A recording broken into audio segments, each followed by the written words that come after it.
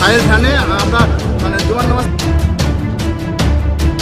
এদিকে ইনকিলাব মঞ্চের আহ্বায়ক ওসমান হাদি আর নেই। সূত্র বলছে, দুইজন ব্যক্তি মোটরসাইকেলে এসেছে তাকে টার্গেট করে গুলি করেন। সেই গুলি এই ওসমান হাদির বুকের একপাশে লাগার সাথে সাথেই ঘটনাস্থলে পড়ে যান এই জুলাই যোদ্ধা হাদি।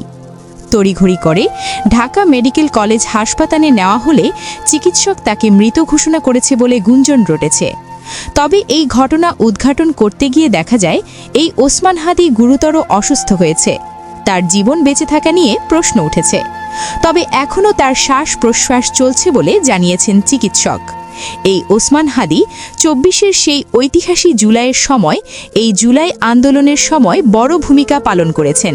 সেই সাথে বর্তমান তিনি ঢাকা ৮ আসনে স্বতন্ত্র মনোনয়ন প্রত্যাশী প্রার্থী ছিলেন বলে জানা গিয়েছে।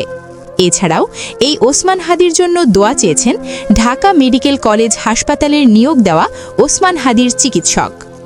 ফুয়াদ ভাইয়ের উপর যে আক্রমণটা হলো, আমাকে বেশ কয়েকজন কনফার্ম করছে যে এখন কিন্তু মারের সিরিয়ালে হাদি। আমি জিজ্ঞাসা করলাম, হাদিকে মারলে কি হবে, ও কি আর মারির ভয় পায়?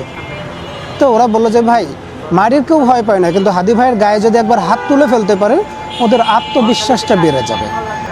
ভাইয়ের ভ্যানে আমরা জুমার নামাজ পড়ে লিফলেট বিতরণ করেছি। তারপরে আমরা সবাই চলে আসতেছিলাম, ভাই ছিল সামনে, আমরা পিছনের ভ্যানে ছিলাম। তো সামনে থেকেই দুজন লোক ছিল একটা বাইকে, সেখান থেকে ভাইয়ের মাথায় ডিরেক্ট গুলি করা হয়েছে।